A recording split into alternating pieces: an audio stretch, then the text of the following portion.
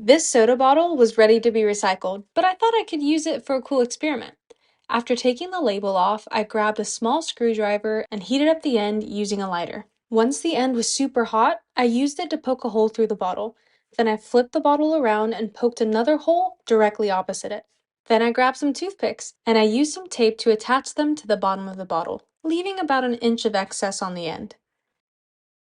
Lastly, I grabbed a Q-tip and I pressed one end of it through one of the holes. Doesn't matter which one.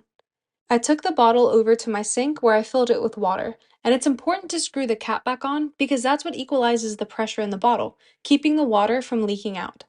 I used the toothpicks on the bottom to safely secure my bottle into the soil of my houseplant. And here's where physics comes into play. Those bubbles are from air slowly seeping into the bottle from the open hole, causing a slow drip off of the Q-tip on the other end. So if you're going to be traveling or you're a little absent-minded like me and forget to water your plants, this is a great solution to keep them watered without having to think about it.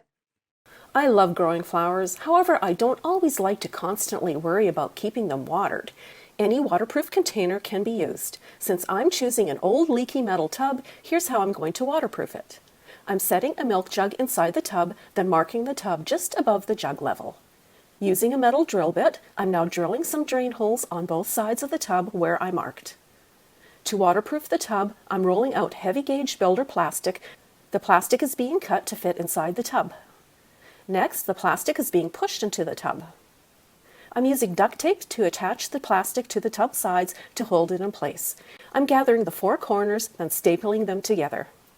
Next up is to create a screen, which will separate the soil from the water. I'm placing a milk jug inside the tub, then measuring the inside of the tub just above the milk jug.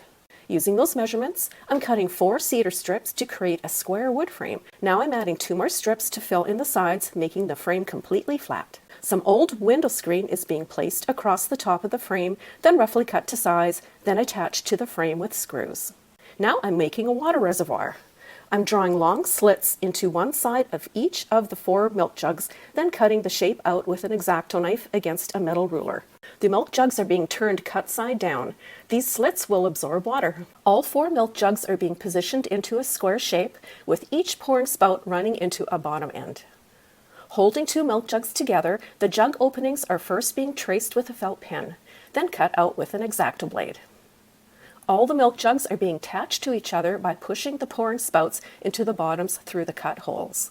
To create a water feeder tube, I'm tracing a plastic bottle lid on top of a milk jug, then cutting a hole with an X-Acto knife. Now I'm cutting the bottom of the plastic bottle right off. Next is inserting the pouring spout end into the milk jug. Using a drill bit, I'm drilling holes along the tops of the milk jugs so the plant roots will gravitate towards them once filled with water. Back to the planter, I'm adding about 1 inch of potting soil onto the bottom of the tub to create a base. Then the milk jug reservoir is being placed inside the tub. The feeder tube is being removed, then the screen is being placed on top so I can cut a feeder tube hole through the screen. Then I'm adding soil under and on top of the screen until it's deep enough to plant flowers. I'm filling the feeder tube with water, which is now filling up the reservoir, and watching the side drainage holes to ensure they are working. And there you have it, a totally self-watering flower planter that basically takes care of itself. No more constant watering is required. Just check the feeding tube periodically and top with water every so often as needed. Here's another easy garden hack using dollar store garbage cans. I'm cleaning up a neglected flower bed by first raking up any dead debris. Then I'm fluffing up the soil and removing any weeds. To create a sharp flower bed edge, I'm using a half-moon edger to cut a nice straight line, then removing the turf parts.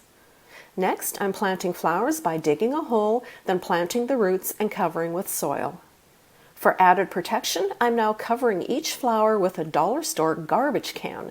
They are sized perfectly for new flowers and can protect your plants from wildlife and harsher weather. The garbage cans are so easy to lift to inspect the flowers, remove completely, or simply leave them there until the flowers are stronger.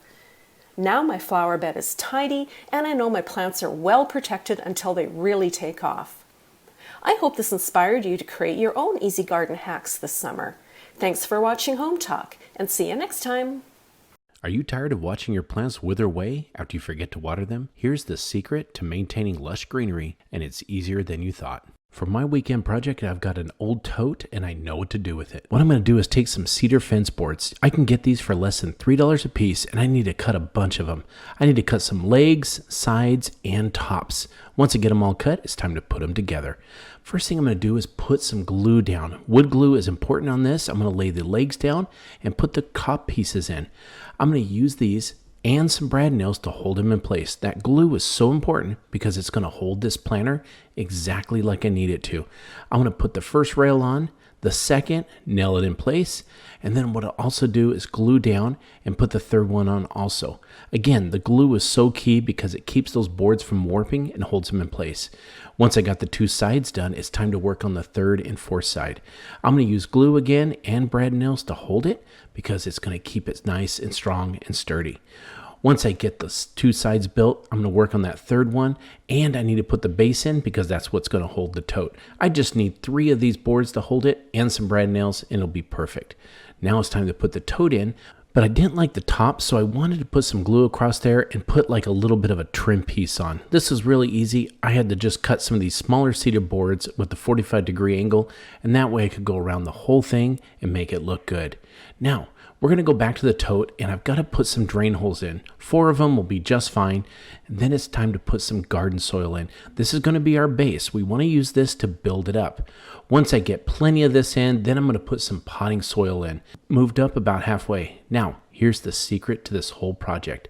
I'm going to take some 1-inch PVC pipe, and I'm going to cut it. What I want to do is take and make a box about half the size of the base to the tote. What I'm going to do is build a self-watering planter. I'm going to use some PVC glue and put this box together. Now, if you'll notice over on the side, I've got a spout.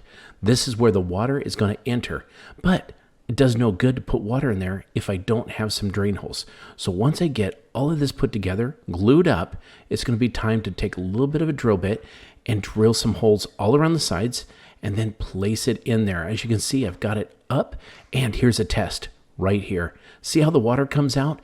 What it does is it flows and it goes at the root system. I'm going to put some more potting soil on.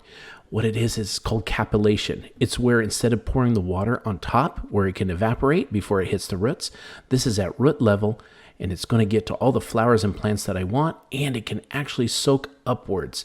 That way you use less water and it really affects the roots really good. Now, you can use a 2-liter bottle. Put the water in there and watch this. It's going to go down. You know exactly how much water you're putting in. I think this project actually turned out really nice, and the tote is removable. I hope this inspired you to go ahead and build your own cedar planter with a self-watering feature. Thank you for watching Home Talk, and we'll catch you next time.